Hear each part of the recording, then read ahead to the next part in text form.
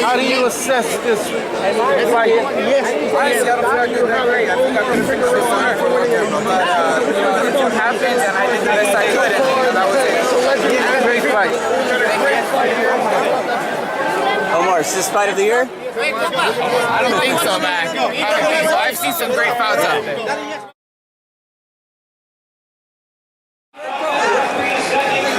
We're former IBF titleist Devon Alexander. Devon, talk to us about today's event. Well, it's an exciting event. You know, I'm interested in the main event myself. You know, I just fought Sean Porter, so it's gonna be a good fight tonight. How do you see the fight playing out against Porter versus Brook? Porter's strong. Kell Brook's strong. He's a big welterweight. I think Porter got the better skill, so it can go either way. But you know, I'm giving a slight edge to Porter. Slight edge Porter. You know, I read somewhere. Slight edge to Brook. I'm sorry. Okay, slight edge to Brook. I read somewhere where you feel that Amir Khan is always using your name, always bringing you up. What's with that? I don't know. You know, he never contacted my team, or he never tell Al that he wants to fight me. He don't. He never signed contracts. He never sent contracts. All he do is bring up names like he really trying to get the fight, but really, those don't see the Lopez. I mean, come on, man. You know, last time you were here at the Stubhub, you fought Jesus Soto Carras. You fought an excellent fight. When should we expect you back in the ring? We're going to expect October, November. You know, I'm going to fight a big name, kind of like a Thurman or Amir Khan. I'll fight anybody. You already know that. So next fight, is it going to be a title shot or just a big name? Hopefully, I can get the winner of this one, or you know, fight Amir Khan and Thurman. Any last words to your fans out there? Check me out soon, October, November. All right, Devon, always a pleasure. Thank you so much. Here with welterweight Keith Thurman. Keith, talk to us about today's event. You know, we had some pretty good fight. Omar, Andre, you know, new world champion. You know, I know he was looking forward to this rematch. He was training hard. You can see the passion, you know, that he had with that victory, man. I'm proud of him. But you know, the main event's about to come on, man. Sean Porter, I'm leaning towards him for this fight. But it's gonna be a good fight, man. Kell Brook. You know, here in America, we don't know too much about him, you know?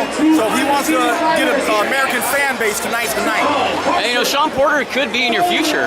Definitely, most definitely. The fans love the idea about it. You know, two young, undefeated fighters going toe-to-toe. Pretty much like this, but, you know, two fighters that are just devastating, you know. It'd be a great fight. You know, you're sitting right by your competition. You got Devon Alexander, you had Andre Bertle just sitting right by you. Danny Garcia down there. I mean, what's going on? Why don't you guys all get in and give us a fight right now? This goes happen sooner or later. Yeah, sooner or later, right? It's top 11. It's top level, man. Yeah, man, you know, we're here to enjoy the fights, and we got our own contracts, and whenever they get made, you know what I mean? Outside of the ring, we would never put hands on each other anyway, you know what I'm saying? No, of course not, just joking around. Yeah, man. What's next for Keith Thurman? Hopefully October, November. I went through 3 weeks of physical therapy. I'm about to do 3 more, and it's coming. The recovery's coming pretty good on my left shoulder, man. So I'm looking forward to getting one more match in, and hopefully it's a good name. Nothing's been talked about so far, but hopefully they make it worth my while. But no matter what, I'm gonna show up and give y'all another knockout. I mean, you're becoming pretty much a fan favorite. People cannot stop talking about Keith Thurman. People keep talking about Thurman versus Porter, Thurman versus Pacquiao, Thurman versus Mayweather. They love the fact that you bring an exciting style and you knock out opponents. Well, see, it's not just about the knockout, it's how I do it. It's how I move, how I circle, how I counter. You know, I'm bringing a lot of different elements into the ring every single time that I step in the ring. So, you know, it's just the life of being a world-class fighter, man. I'm just waiting to get a hold of some world-class competition. Any last words for your fight fans out there? Man, you know, just keep supporting one time, man. I'm here to entertain. Thanks for all your love and support, and tune in October or November. Thank you. Hey, here with Andre Bertle. Andre, how are we doing? What's up, man? Talk to us about today's event. It's excited to support, man. I'm on actually a training camp now, get ready for September 6th. Did you bring my check home? They said no. Shout out They here, said man. no. Just check out the fight. What's see up, what's going on, see what's happening. You good? Just enjoying myself, seeing some other things right now. How are you dealing with your injury? Man, it's feeling good, man. You know, I've been out for about a year. I've been going through the heavy rehab after surgery, but everything's feeling great. You look in great shape. Yeah, man. I feel like I'm feeling really healthy now. So I'm excited about it. September 6th, man. I was talking to Keith and Devon Alexander. I'm like, you're sitting right by your competition. And you guys are all friends. That's how it is. I'm saying, like, we've known each other for years. Like Keith, I grew up with Keith actually, in the Central Florida area. Like I said, we've trained together since we were younger. And Devon, I know him all so we've known each other for a long time. But when it comes to business, we handle business. Talk to us about your opponent. Oh man, actually, we're still trying to make sure everything is locked in from the opponent situation. But you're definitely fighting on that date. For sure. September 6th, we had 2 of our guys pull out, but they finally locked in. So we're going to confirm in the next day or 2. And you're looking forward to just coming back into the ring and showing that you are still can become champion? And just coming in to the show, man. Any final words to your fans out there? Final words to my fans, everybody continue to support me. Thanks for everybody that continues to support me. And everybody make sure to September 6th. Thank you, Andre. Always a pleasure. I know. Here with junior welterweight ring magazine champion Danny Garcia. Danny, talk to us about today's event at the Stubhub. Oh man, it's a great event. I'm out here supporting great boxing, and it just feels good to be out here showing my fans love, signing autographs, and supporting good boxing. How did it feel to get back, getting that quick knockout against Rod Salka? I felt good, man. I went in there, like I said, I did what I was supposed to do. It don't always happen in boxing, and I'm just happy. Do you plan to stay at the 140-pound class, or we're talking about moving up to the welterweight division? I definitely want my next fight to be at welterweight. But, at the end of the day, I got to do what's best for my career, and so if it's a 140-pound fight, it's a 140-pound fight. You had a couple of 147-pounders sitting right by you. You had Devon Alexander, Keith Thurman, Andre Berto. Are those some of the guys that can possibly be in your future? We don't know. Time changes, and Ready to go right now. matches get made, fighters win, fighters lose, so I'm all about fighting the best, and it doesn't matter. How soon can we see you back in the ring? Could it be this year or next year? Definitely, I can see this end of December. December, I can be back in the Is there any specific or any opponent that you would like to be in the ring with? It doesn't matter, man. I'm all about fighting the best, and it don't matter. Any final words for your fight fans out there? Love and support me, and this is what I do, baby. I lay hands on people. Thank you, Danny. Always a pleasure. Quit fishing.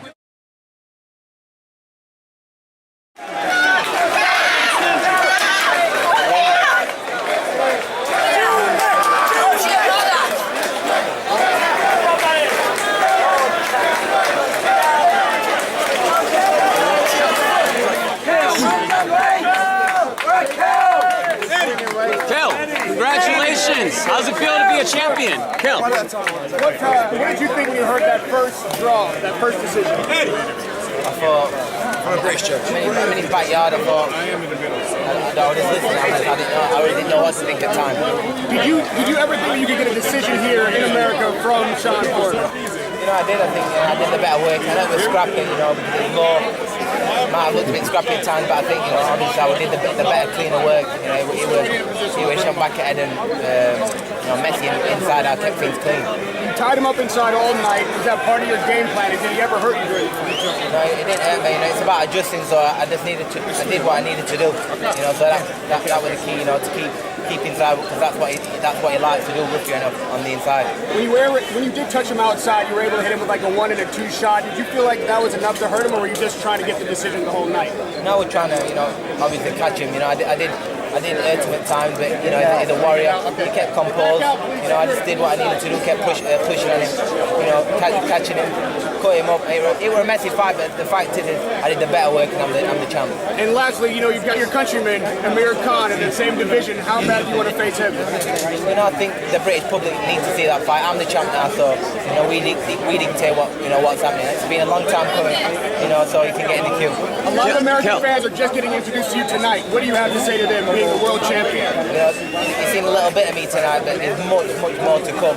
You know, I hope that I excite the fans, and you know, I hope to be back here in the near future. Thank you. Kel, talk. I don't know what's happened yet. I'm buzzing.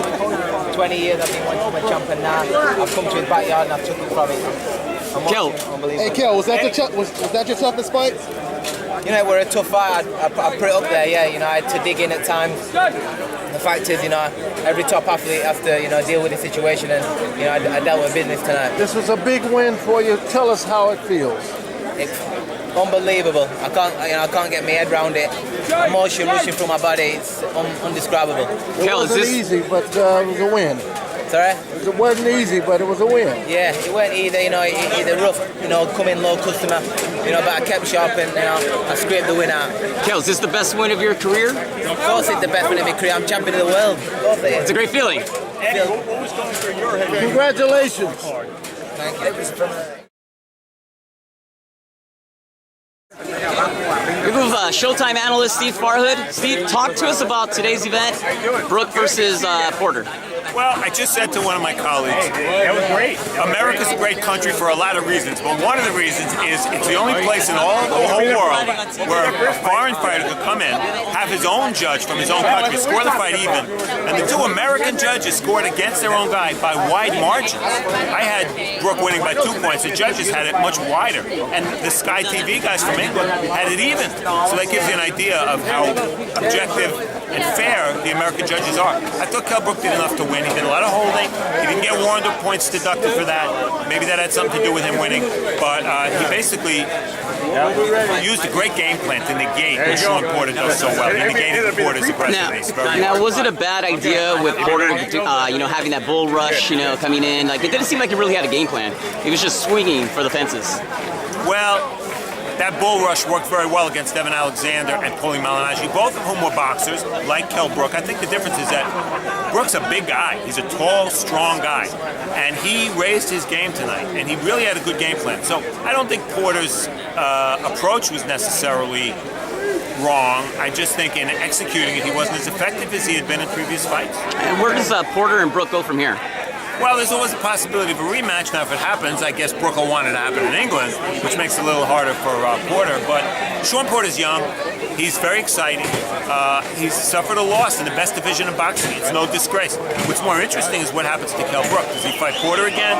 Does he go for Amir Khan? How big a fight would that be in England? Or does he throw himself in the Mayweather sweepstakes? So there's a lot of options for Kell Brook. You know, there's a lot of welterweights out here today. There was Devon Alexander. There was Keith Thurman. Andre Berto, then we saw junior welterweight champion Danny Garcia.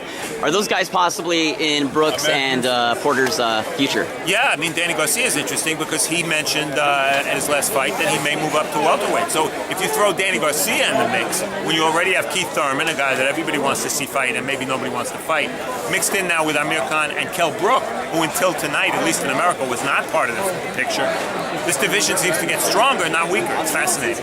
Thank you, Steve. Always a pleasure. My pleasure. Thanks.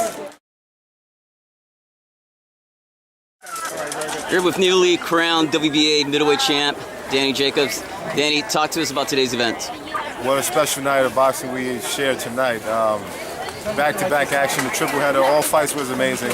All fighters gave 110%, and I was just happy to call the fights. It was an amazing time for myself, and especially for all these guys who had the victory. It was a special moment for these fans. And what are your thoughts on Sean Porter versus Kell Brook? Man, you know, both guys showed tremendous heart. I'm very impressed with Special K. He was able to weather the storm like a true champion. Most guys can't take that power. Most guys don't know how to react to a guy roughing and toughing him up like that, but he was able to do that in the second half of the fight. He turned it up to where he get the victory. Do you think Sean Porter was executing the wrong game plan with that bull rush style? Well, that's been his style since the amateurs. You know, he's always fought that way, and I think it's due to him just being the shorter guy always in his whole career.